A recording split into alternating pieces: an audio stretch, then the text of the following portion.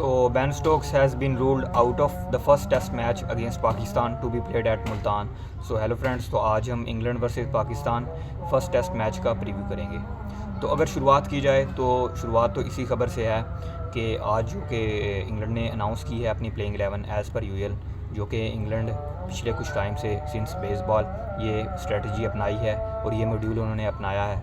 तो अगर उनकी हम प्लेइंग 11 को देखें तो उसमें सबसे बड़ी खबर जो मिलती है हमें वो यही है कि बेन स्टोक्स कंटिन्यू कर रहे हैं अभी भी अपनी इंजरी से लड़ते हुए, और वो पहले टेस्ट मैच से बाहर हो चुके हैं। दैन उनके बाद उनके लिए जो अच्छी खबर रहती है वो है जैक क्रॉली का वापस से आना टीम में, क्योंकि उन्होंने भी last test series against Sri Lanka miss की थी उन्होंने due to injury as well.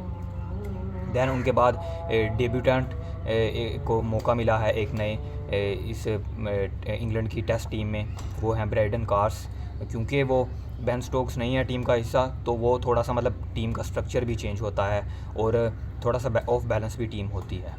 तो अगर हम प्लेइंग 11 को पूरी देखें शुरू से लेकर एंड तक, तो Crawley and Duckett the two openers, 3 पर ओली पॉप जो कि कैप्टन भी हैं, stand in captain Ben Stokes की एब्सेंस में।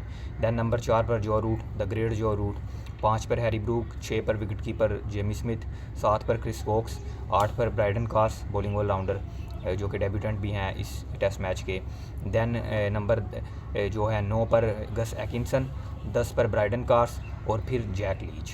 तो ये जो है इंग्लैंड की प्लेइंग 11 है, जिसमें से अगर हम बात करें तो 2 स्पिनर्स के साथ जाने का फ़ैसला किया है इंग्लैंड ने और 3 सीमर्स के साथ जाने का फ़ैसला किया है। तो कुल मिलाकर 5 बॉलर्स हैं इंग्लैंड की इस टीम में, जो कि I think is a good call, क्योंकि बैटिंग को लेकर यहाँ पर ज़्यादा मुश्किल नहीं होगी। आई थिंक इंग्लैंड को बैटिंग उनकी चली थी पिछली जो टेस्ट सीरीज़ थी अगेंस्ट पाकिस्तान, बहुत अच्छा उन्होंने किया था तब भी बैटिंग में। जो यहाँ पर थोड़ा सा चैलेंजिंग होगा इंग्लैंड के लिए वो होगा बॉलिंग करना, और पिचेस भी अभी हम नहीं जानते कि किस तरह का प्ले ऑफ़र करेंगी पिचेस। तो इस तरह से गोइंग विद 5 बॉलर्स, मैं I am a big fan of seeing 5 bowlers in test match, no matters where the cricket is going to be played, no matters what the venue is. और क्योंकि आप जब bowling एक bowling friendly चीज़ों के साथ आप जाने का फ़ैसला करेंगे तो ही टेस्ट क्रिकेट इंटरेस्टिंग रहती है।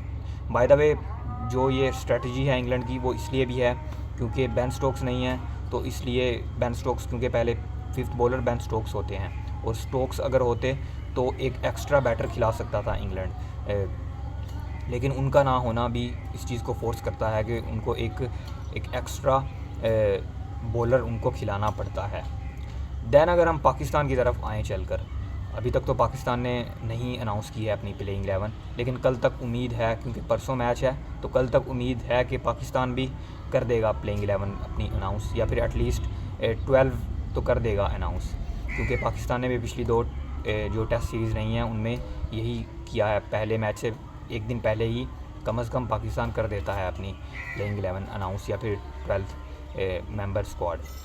तो अगर हम पाकिस्तान को लेकर बात करें यहाँ पर, तो सबसे पहले अगर बैटिंग से शुरुआत कर ली जाए तो बैटिंग में बहुत इश्यूज़ हैं पाकिस्तान के लिए। बहुत से प्लेयर्स ऐसे हैं जो कि आउट ऑफ फॉर्म हैं, जहाँ से अगर हम शुरुआत ओपनर से कर लें, ओपनर से लेकर नंबर 7 तक बात कर लें तो इश्यूज़ हैं वहाँ पर। ओपनर्स की अगर हम बात करें, सबसे पहले अब्दुल्ला शफीक की बात करते हैं, जिनका जो शुरुआत था, इनिशियल फेज़ था टेस्ट करियर का, वो बहुत सबलाइम था, और ऐसा लगा था पाकिस्तान को बहुत लंबे टाइम के बाद कि Pakistan has found a test opener in Abdullah Shafique after a long time in red ball cricket. Azhar Ali भी थे as an opener, but he was not a genuine opener. वो नंबर 3 पर उन्होंने most of the career he played at number 3। तो अब्दुल्ला शफीक का form में ना होना is a very big concern for Pakistan. Then Saim Ayub की भी जो फॉर्म की अगर हम बात करें तो that's also been hot and cold. बहुत लंबा भी करियर नहीं है उनका, सिर्फ 3 ही मैचेस आई थिंक खेले हैं उन्होंने पाकिस्तान के लिए, but he is not looked consistent in all 6 innings he is played in test cricket. तो he is also not in a good form. Then Shan Masood, the captain himself, वो भी जब रन्स करते हैं तो उस जो उनको स्टार्ट मिलता है, और आई थिंक उनको मोस्ट ऑफ द मैचेस में अगर हम बात करें इस पाकिस्तान की बैटिंग लाइनअप की, तो सबसे ज़्यादा अगर हम स्टार्ट्स की बात करें कुछ रीसेंट मैचेस में, तो वो शान मसूद को मिले हैं। अब जब आप 25, 30 या 50 कर लेते हो तो आपको उस स्टार्ट को लंबे टोटल में कन्वर्ट करने की ज़रूरत होती है आपको। तो शान मसूद इस काम में बहुत ज़्यादा नाकाम रहे हैं।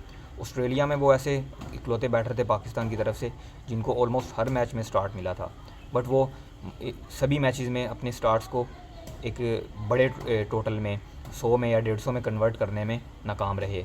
3 बार उन्होंने 50 क्रॉस की और वो 55-60 पर जाकर आउट होते रहे हर बार। दैन बाबर आज़म की बात करें तो उनका तो खैर अलग ही चल रहा है। उनका पिछला जो 1.5-2 साल रहे हैं उनके लिए टेस्ट क्रिकेट में वो बहुत ज़्यादा मुश्किल रहे हैं, और उनकी इस WTC साइकिल में एक भी 50 नहीं है। जब आपका premium player, the most premium player इस फेज़ से गुज़र रहा हो तो टीम पर अफेक्ट पड़ता है, डेफिनेटली पड़ता है। तो बाबर आज़म को हम उम्मीद करेंगे, क्योंकि जिस तरह का उन्होंने चैम्पियंस कप खेला है तो ऐसा लगा कि रिदम उनका शायद वापस आ रहा है और शायद वो अपनी फॉर्म को रीगेन कर लें इंग्लैंड सीरीज़ में। And I am really hopeful for that. Babar Azam बड़ा स्कोर करें और अपनी दोबारा से फॉर्म में वापस आएँ, क्योंकि अब उनसे जो साइकोलॉजिकली अगर हम देखें तो उन्होंने अभी रिसेंटली 2 दिन पहले ही स्टेप डाउन भी किया है फ्रॉम वाइट बॉल कैप्टनसी, तो वो भी थोड़ा सा एडिड प्रेशर जो उन पर रहता था वो भी रिलीज़ होगा अभी। तो इस तरह से बाबर आज़म का फॉर्म में होना पाकिस्तान के लिए बहुत ज़रूरी रहेगा। नंबर 5 पर सऊद शकील, तो उनकी भी हम बात करते हैं तो स्पिन के अगेंस्ट तो उनका भी जो खेल है वो बहुत निखर कर सामने आता है। बट अगर हम वहीं सीम के अगेंस्ट बात करें तो सीम के अगेंस्ट वो बहुत ज़्यादा एक्सपोज हुए हैं। ऑस्ट्रेलिया में भी हुए और अभी रिसेंटली घर में बांग्लादेशी फास्ट बॉलर्स के अगेंस्ट भी वो बहुत ज़्यादा एक्सपोज हुए अगेंस्ट द सीमर्स। तो then Mohammad Rizwan, I think Rizwan एक इकलौते पाकिस्तान बैटिंग लाइनअप में ऐसे हैं प्लेयर जो कि इस वक्त फॉर्म में हैं, जो एक पॉजिटिव चीज़ है पाकिस्तान के लिए। उसके अलावा हमें कोई भी चीज़ पॉजिटिव नहीं दिखती इस पाकिस्तान बैटिंग लाइनअप में। सलमान अली आगा की हम बात करें तो वो भी रन्स करते हैं, मगर मोस्ट ऑफ़ द टाइम्स जब वो स्कोर करते हैं तो ऐसा होता है जब पाकिस्तान ऑलरेडी स्कोर किए होते हैं टॉप ऑर्डर के बैटर्स ने, तो वो थोड़ा सा मैं कहूँगा कि मुश्किल सिचुएशंस में उनको रन करना होंगे, क्योंकि उनकी बैटिंग पोजीशन भी कुछ इस तरह की है नंबर 7 पर। दैन अगर हम बॉलिंग की तरफ आएँ तो बॉलिंग में भी I think exactly same number of problems हैं पाकिस्तान के लिए बॉलिंग में भी, क्योंकि बॉलिंग में आपके प्रीमियम बॉलर्स, अभी जो सेकंड टेस्ट मैच हुआ था बांग्लादेश के अगेंस्ट, उसमें आपके 2 जो बेस्ट बॉलर्स थे नसीम शाह और शाहीन शाह अफरीदी, उनको ड्रॉप किया गया। इससे ज़्यादा एगनी की बात क्या हो सकती है कि आपके यंगस्टर्स, दोनों हैं भी यंगस्टर्स और प्रीमियम आपके इस वक्त के बॉलर्स हैं, उनको ड्रॉप कर दिया गया हो। तो आप अंदाज़ा कर सकते हो कि किस तरह से परफॉर्मेंस में जो है वो गिराव आया होगा उन प्लेयर्स की। तो मैं सबसे ज़्यादा मैं अगर बात करूं, एक तो मैं बाबर आज़म की फॉर्म को लेकर हूं इस टेस्ट सीरीज़ में, दूसरे नंबर पर शाहीन और नसीम शाह की बॉलिंग को लेकर, क्योंकि उनके लिए ये टेस्ट सीरीज़ उनके फ्यूचर की अगर हम बात करें पाकिस्तान टेस्ट क्रिकेट में, ये सीरीज़ बहुत ज़्यादा इंपॉर्टेंट रहने वाली है, क्योंकि उनको रिप्लेस करने के लिए खुरम शहजाद, मीर हमज़ा बहुत अच्छी परफॉर्मेंस वो लगातार दे रहे हैं। अभी पिछली 2 सीरीज़ में उन्होंने बहुत अच्छी परफॉर्मेंस दी है। और उनके अलावा आमिर जमाल की हम बात करें, लास्ट सीरीज़ तो उन्होंने नहीं खेली थी, बट जो ऑस्ट्रेलिया में उन्होंने बॉलिंग की थी वो बहुत लाजवाब थी। तो शाहीन और नसीम शाह किस तरह से बॉलिंग करेंगे? खुरम शहजाद तो अभी अनफॉर्चुनेटली इंजर्ड हो गए हैं सीरीज़ में।